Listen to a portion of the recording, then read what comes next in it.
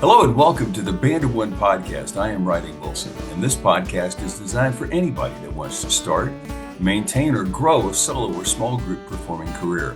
I have over 50 years of live performance experience, and we use not only what I've learned, but also from other hardworking pros in their neck of the woods. Be sure to like, share, and subscribe to the podcast. Let's get underway. Today I'm with a fellow that I just found out about the other day on a webpage. I'll explain more in a moment. Bill Barney. Bill, welcome. Thank you. Very good to be here, Randy. So this is how this all came about. You and I are both on a Facebook group called Backing Tracks. Yes. I happened to find out somebody had asked, hey, does anybody do this kind of performance in North Carolina? And you chimed in, and I went to your webpage, and I thought, this guy's good. I want to talk to him. So I'm really glad you joined me this morning. Let's get underway. First of all, where does the Bill Barney story begin? You know, like so many musicians with garage bands in my youth, back in the 60s and 70s, and it was something that was always, was as much of a social experience as anything else. But it was a lot of fun, and I grew up in a musically oriented household. My mother played piano. My uncle actually performed guitar when radio was big, and that was kind of where it all started. Where was this growing up? That was in College Park, Maryland, right down from the University of Maryland. I know exactly where that is, right around the corner of Turpville or Terrapins, right? Yes, yes, That's it is. wonderful. That's wonderful. So, growing up, you mentioned that mom played piano and you had an uncle that was musical. What was the first thing that you dabbled with? Were you in choir in school or something like that, or mom forced you piano lessons, or what kind of things got you going? Well, other than piano, or instead of piano, I should say, I did violin lessons for 3 years, Wow. and Wow. it was an interesting experience. And they tried and tried and tried to teach me how to read music, and I always found it much easier just to let me just hear it, and I'll do it. And it came to me because I have an aptitude for that. I was going to say, I'm sure that growing up with a mother that played piano, did you hear her practicing, for example? Oh, absolutely. And of course, during the holidays in particular, we all get together. And then once I started playing guitar, that would chime in, and we would go to do family outings at other homes. And my uncle would bring his guitar, and we just enjoy the music. You know what's interesting about that? My friend Wolf Marshall, who is a tremendous guitar book author and also a really good player, he's based in California, said that he grew up, his mother was a classical pianist, and he remembers being placed under her piano when he was still, probably a toddler. And he would listen to her play these particular pieces of music. And if she made an error, she'd go back and play this passage over and over and over. So he was used to hearing that at an early age. And I'm wondering if that might have had something to do with your developing an ear for things, that it was easier for you to hear things than to try and read things. Well, it did. I mean, in particular, I've always been relatively, I don't want to overstate, but sensitive or at least empathetic to which was around me, and the music just touched the nerve, and I connected to it. And I remember going to a Disney movie. I forget what it was, but there was a beautiful music background in it, and I went home and tried to play it on the piano, and I thought I can't do this, so I got to figure this out. So one thing led to another. Wow. So let's address something that you just said here. One of the greatest things about this podcast, which I started a couple of years ago, is I get to kind of pick people's brains and just kind of have a dialogue about stuff. You mentioned being sensitive to stuff. I've always been a very sensitive person, which has caused me some tears from time to time. But I also think it helped me to become a really good musician at an early age. I was in my first band at 13 and was in one of the biggest bands in the Southeast by the time I was 18 years old, and a freshman at NC State in Raleigh, which we'll get to in Oh, a little bit. But I think it's important that if you have an aptitude for music or you have a gift, that you realize that you're a little bit different from other people, and to perhaps take your cues more from yourself or other people of that ilk than the average person who's not necessarily sensitive, not necessarily empathetic, and may or may not have any musical aptitude whatsoever. Would you agree with that?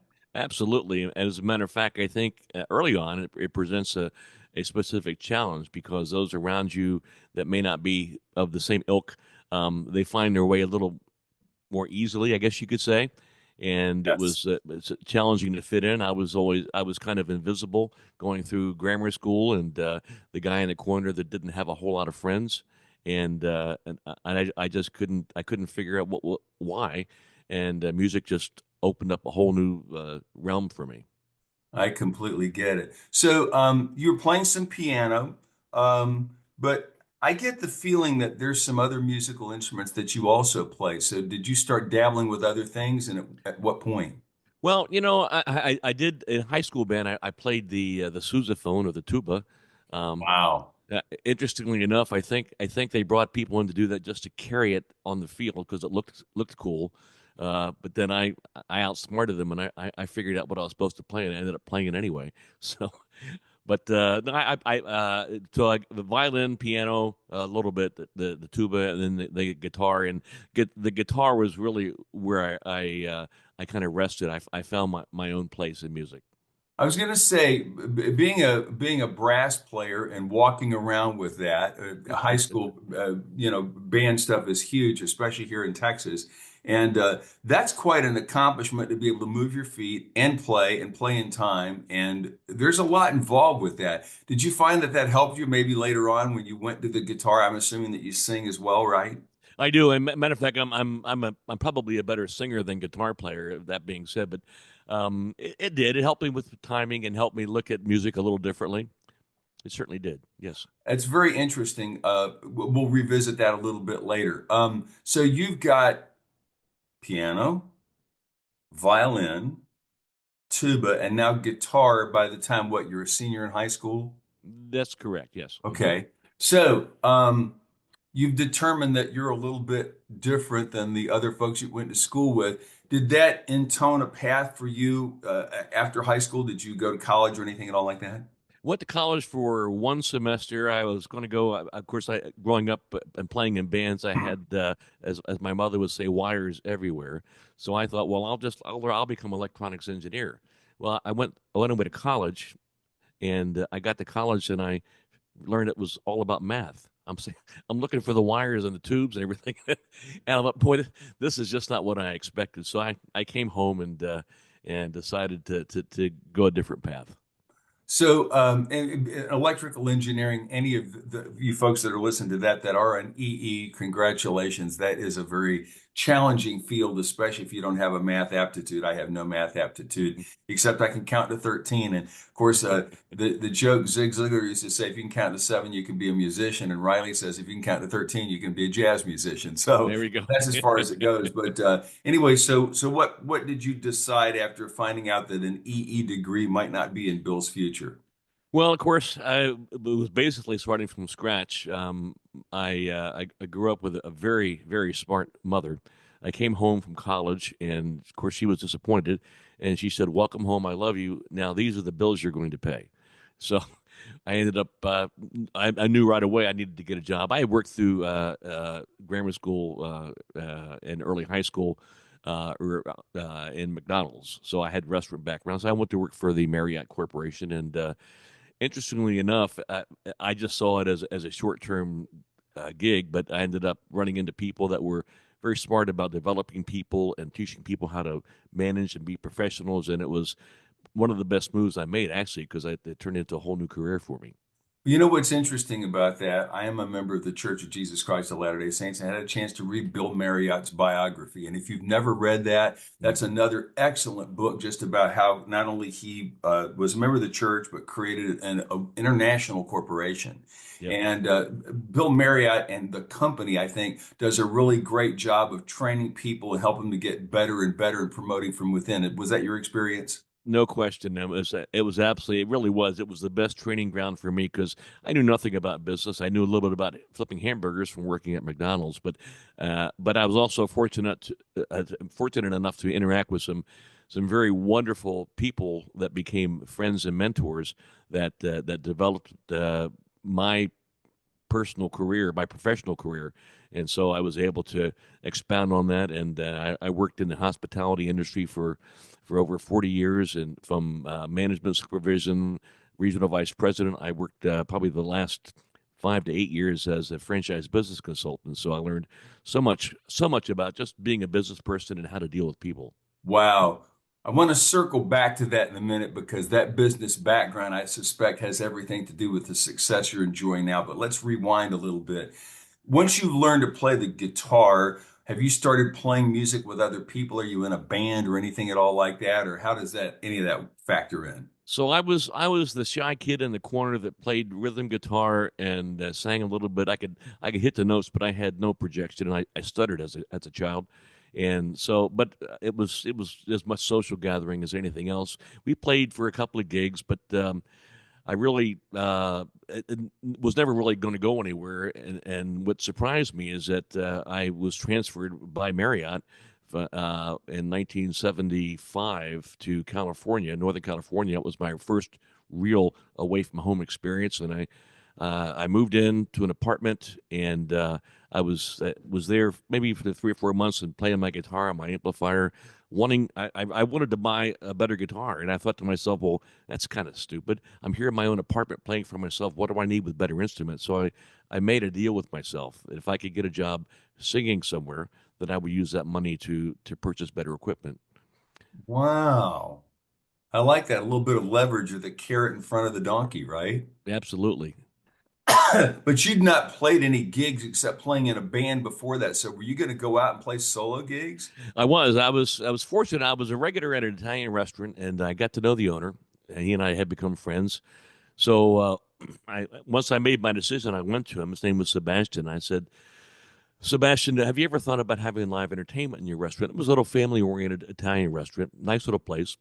And he looked at me as if to say, please don't ask me this, because he knew what was coming. And I said, well, I know how you feel. I said, I'll tell you what, let's do this. Let's do one night. I'll just play for tips, no charge, and we'll see how it works. Well, I was there for 5 years after that. Isn't it funny how when you start something like that, that it often ends up taking off? When we first moved to Frisco in July of '96, there were three restaurants in town. One of them was a guy named Randy Burks who has a steakhouse that's present to this day, Randy Steakhouse. And I went in there and told him I'd been doing that in Raleigh for a while, which I had. And I said, look, I'll do this for an hour on Friday night. And I said, you pay me $25 for the hour. I said, any tips I get, I keep. And I said, if you like what I do, I stay. And if you don't like what I do, just tell me and I'll leave. And I ended up being there for 3 years. And I think it's funny because restaurateurs often don't realize how important live music is and can be. I want to circle back around to something. Now, this is your first solo gig. So, Bill, what are you doing? What are you playing? You know, I was a big fan of James Taylor, like so many people at that point in time, and of course his style was probably much easier to adapt to than many, particularly for a solo artist. I liked Billy Joel. I liked Bread. I liked the Eagles. But of course, I had to make sure that my repertoire was sort of low key, being in a restaurant environment and nothing crazy. And so I would just spend my free time learning one song after another and playing the vinyl records at the time and learning the songs step by step. And it was a true growth experience. Well, let's talk about that for just a moment because I find this interesting. For a person that stuttered, who was a self-proclaimed shy person, how did you overcome that at those first gigs or two? You know, I think, well, certainly the first couple of years with Marriott helped me improve that to some degree, but that doesn't go away quickly, as you may know, since you said you have some similarities. Yes. So I think it enabled me to have the courage to just grin and bear it and get out there and do it. And I made it a point not to overstep my abilities. I stayed within myself. But probably just as importantly, and I still do this to this day, whenever I would take a break, I would get out and visit the people in the audience and say, how you doing? Am I too loud? Am I playing something you like? I was nowhere near being able to say, can I play your favorite song? Because my repertoire would not handle that. But anyway, it enabled me to interact with people, and I'm sure you learned a long time ago, like I did, that has just as much, if not more, to do with your musical abilities. You know, that's one of the interesting things. When I first came here, Randy Burks had learned from another guy named Del Frisco, I think was the guy's name. Anyway, he ran a restaurant and he would always go around. This was a high-end steakhouse, and he would Yeah, always go around I'm and familiar shake with it. everybody's Yeah. hand and be sure that they were there, they had a good time. Randy would do that with his clientele. And even though they went through massive construction and tearing up a main street right in front of his building for probably 7 or 8 years, his business has continued to grow and thrive. And he's been in business since 1996, does a great job. And it's interesting because I've seen other restaurateurs that don't do that. And Hmm. particularly if I have the opportunity to play there, it's a matter of weeks or months and they're out of business. Hmm. And I'm surprised. I also find it really interesting because you're the first guy that I've talked to that's talked about Italian restaurants. And I think for those folks like you and me that are thinking about making the leap to become a solo player, I think an Italian restaurant is a pretty good place to begin, don't you? Absolutely, and there is some um, invisible connection between Italian restaurants and music. And if I think back to all the places that I played over the years, the majority of them have been Italian restaurants, and the owners and operators are just more open to that sort of total encompassing entertainment value.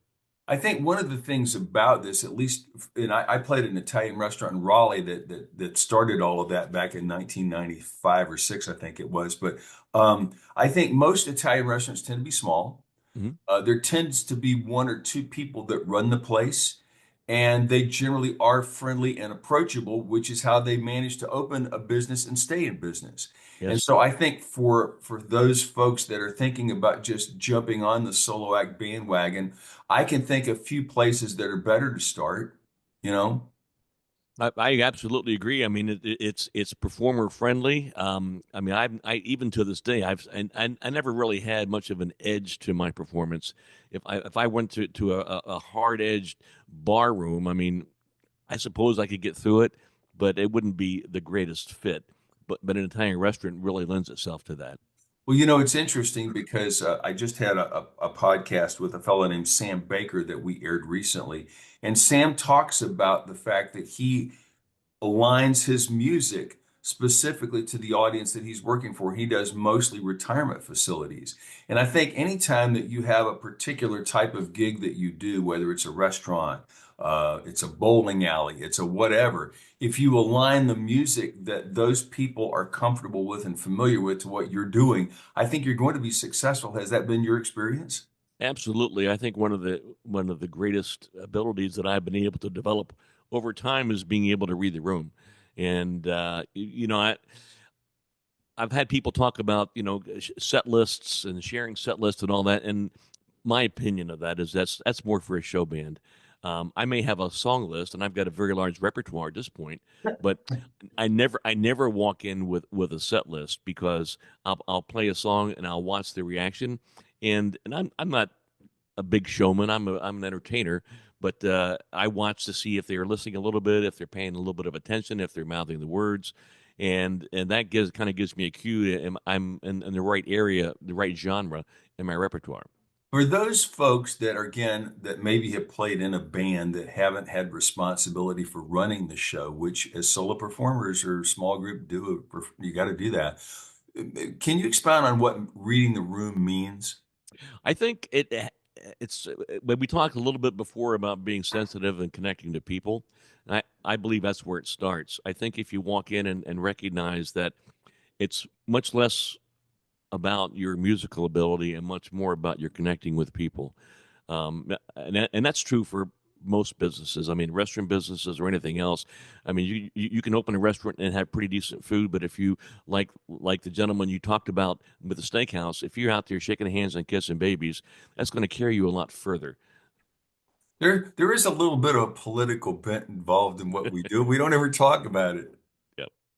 That's really true. So you used the Italian restaurant in California for leverage. What kind of guitar did you get? So I started out. I had uh, a a nondescript guitar that I bought at a department store. It was horrible. It had a thick neck. The action was terrible. I didn't even know about taking it to a luthier and getting it set up and all of that. I had no clue. I was so inexperienced. And then I made good on my deal to buy a better guitar, and I ended up buying a Gibson ES 335. It was a beautiful guitar. I sold it at some point, and I'm sorry that I did, but it was absolutely wonderful. But uh, that was it was certainly a prized possession. But, after a while, I also found it. Um, I did take some guitar lessons from my high school Spanish teacher who taught me how to play fingerstyle, and I found the Gibson 335 was not as conducive to that and didn't have the tone that I really wanted. So I ended up buying an Ovation, and that was about the time when Glenn Campbell made Ovations okay to play because they had there's such a beautiful guitar, and it has great tonality. It sounds the same amplified as it does naturally, and I love the fact that one of the characteristics, as you know, is that the Ovations have a relatively slender neck, so you can play them for a period of time, and it's not overwhelming. I think one of the other things that I love about Ovations is that they're really consistent. I lived in Raleigh for years, and I have a buddy who used to joke if we're outside playing a job and it's 96 degrees. He said, "At least it's humid," and which is true.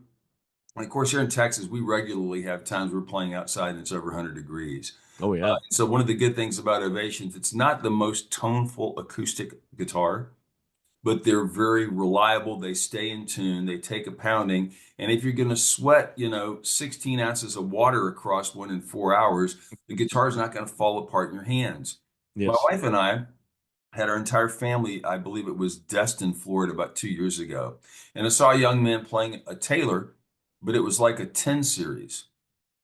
He said, I've got about a half a dozen really nice Taylors at home. And he said, every single one of them, if I take it out here, they will literally fall apart and just cave in from all the moisture and stuff. So Wow. he had to play a guitar that essentially was either pressed wood or plywood or whatever, because it wouldn't hang in an environment that's 100% humidity because he's playing right by the water. So, And I so, also so, I've got a Taylor now as well, and I do use it primarily, but I still have my original Ovation Balladeer. Unfortunately, it had to, like many of them, has a crack down the soundboard. mhm. But for some reason, the romantic part of me continued to search. I found an exact similar model online without the crack, so I purchased that too. So now I've got the two Ovations, and Well, they really are good guitars, and I think, as you pointed out earlier, you feel like you're more the singer than the guitar player. And almost everybody that I've profiled on this so far that sings says the equation is at least 55-45 tipped in favor of vocal. Mhm. And that sounds like that's your story as well, right? It is. I mean, certainly you have to get to the point, as you well know, to where you're not having to focus on playing the guitar, and I try to keep it pretty simple. I mean, I would classify myself as a journeyman guitarist. I mean, I can play some jazz chords. I could never play lead. I don't know. I was just too restrictive in my own mind. I couldn't figure it out. I tried practicing with pentatonic scales. I thought this is just no fun at all. So I just, I play sort of an advanced rhythm with a little bit of fingerstyle, but I play pick style too if the song calls for it. So I'm assuming again that the Italian restaurant, you said you did this for what, 4 years, 5 years? 5 years, yes. Yeah. So at what point did that end and why? So it provided 5 years just an incredible experiences. I certainly met some wonderful people. I met my first wife there, and I tell people that she came and she picked me up, but that that really was enhancing the story a bit.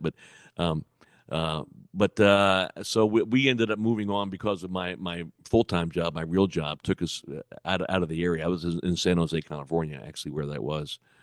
I do have a fun story about a return trip if you think the timing is good. Absolutely, absolutely. So I have made so many friends there and so many wonderful customers and that would come in on a regular basis. And when my wife and I returned back to San Jose area to visit her family, a buddy of mine said, "Well, let's go out one night." And so I recommended that my wife have a girls' night, and I go out with my buddies. So uh, it was one of the guys that used to come listen to me play all the time. And so I said, "Where you want to go?" And he said, "Well, let's go to Sorrento's for all time's sake."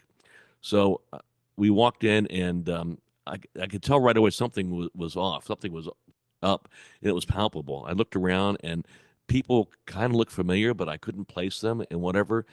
And as I got halfway into the restaurant, they rolled down a banner that said, "Won't you come home, Bill Barney?" They had a microphone and a guitar there, and Wow. it was just an incredible experience. And what really topped it off is when I took one of my normal break visits. I was visiting a couple that was very regular, and the wife said, "Wait a minute, I want to show you something." So she reaches down in her purse, pulls out a little drawstring bag, opens it up, pulls out a cassette tape, and she said, "You made this for me 3 years ago, and I still listen to it every day."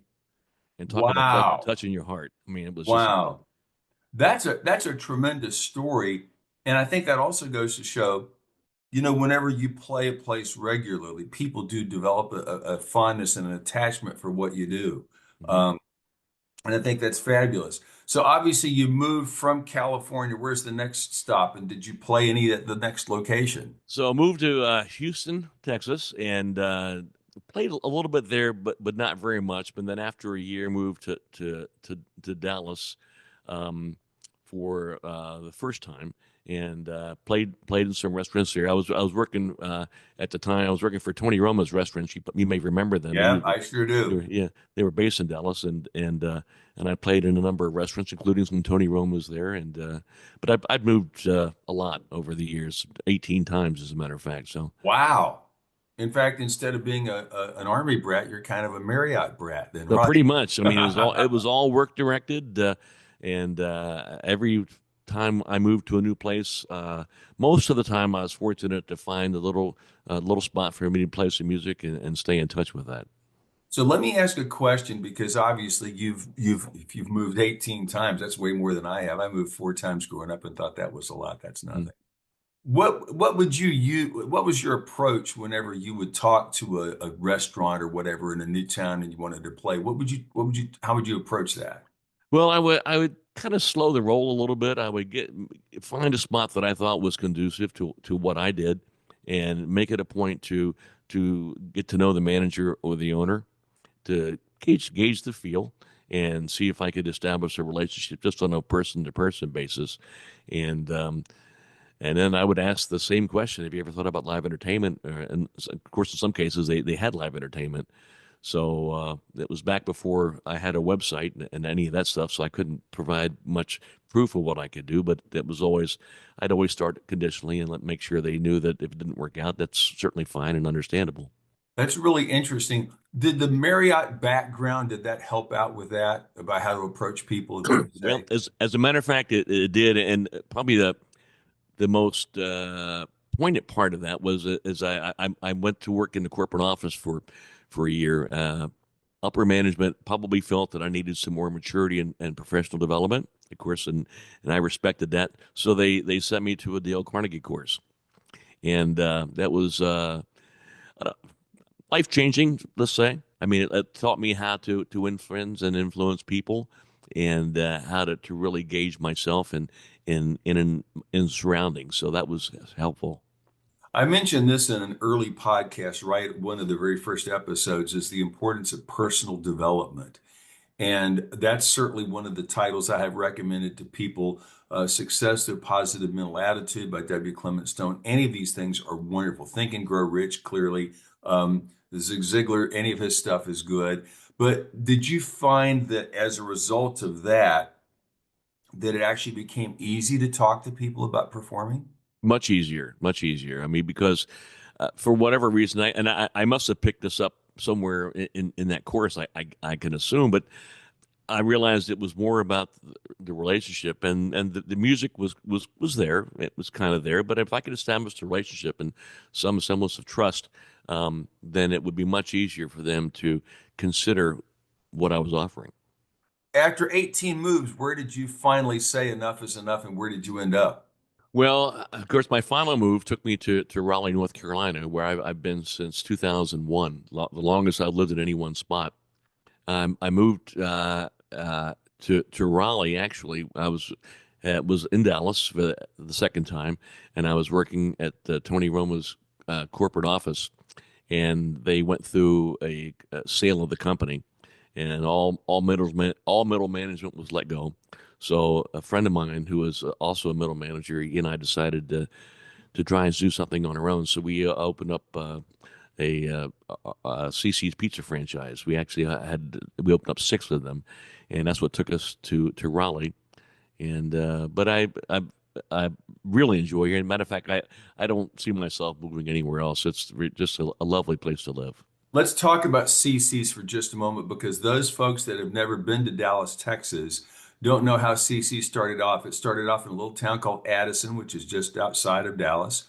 And it started off with a buffet that I believe at one point was either $1.99 or 99 cents. They had three types of pizza. It was all you can eat. Hmm. Because we moved here in July of 96, we're staying in a hotel in Louisville. My wife and I are four children, and the youngest one was about to start kindergarten, and our oldest was starting sixth grade. So you can imagine what a cacophony that was. Anyway, we bought a pizza from CC's, and my wife came in with it. She said, "Look, this is good, but they have an all-you-can-eat buffet, and it's $1.99." I says, "You've got to be kidding." So for a big hungry family, that was a tremendous, tremendous deal. CC's has obviously grown from that point, but it started here, basically in a test kitchen in Addison. And you want to fill in the rest of the story, as it were? Well, as far as myself, you mean is because I'm at Yourself several. and the company for that Well, matter. well, I mean, I know that Joe, and I can't. I was searching for his last name in my mind, but uh, a young Italian guy named the restaurant after his mother, or what he called his mother, Cece. I remember that, and they ran a pretty tight ship. Years ago, they were very restrictive on who they were bringing as franchisees, and I had some pizza experience with some other restaurants as well. But um, I know that they were, as you said, they were very inexpensive pizza buffet. It was all you can eat. People used to criticize the product, but actually, if it was executed well, it was is just as good as any other chain pizza restaurant out there.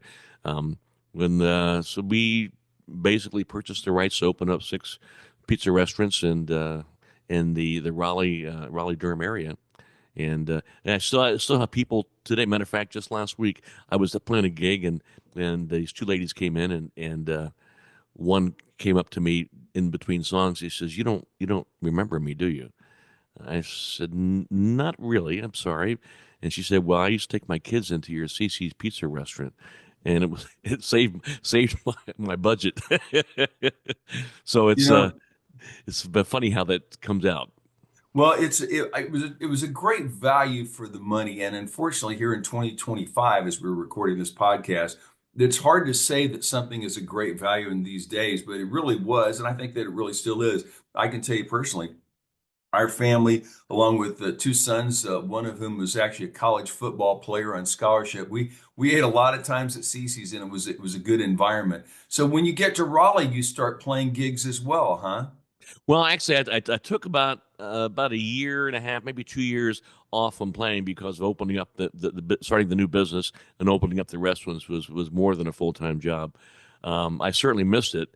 I played a little bit at home, but as things began to settle down, I was able to find an Italian restaurant of all places to start playing locally, and it's kind of rejuvenated my music activities.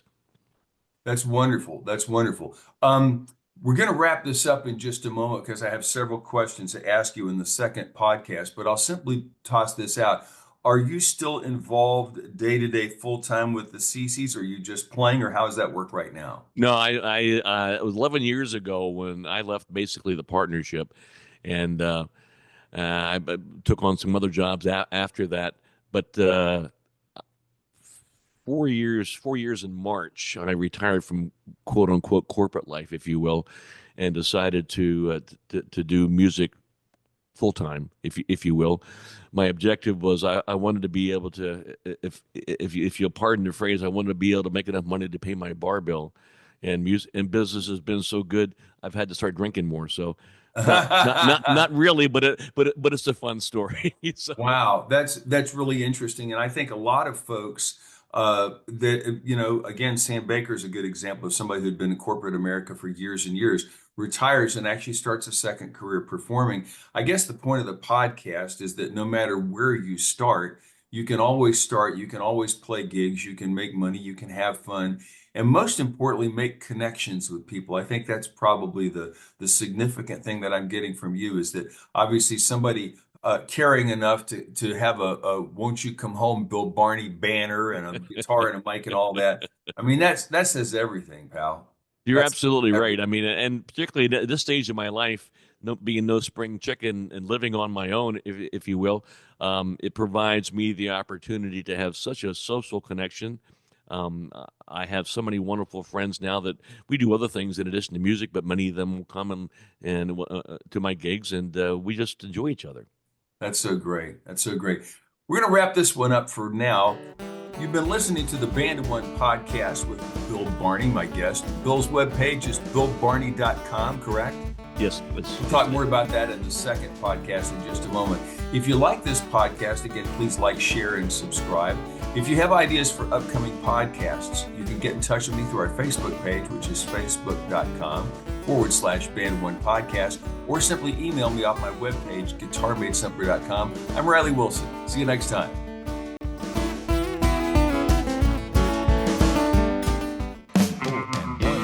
Guitar Made Simpler is the first all-new guitar method in decades.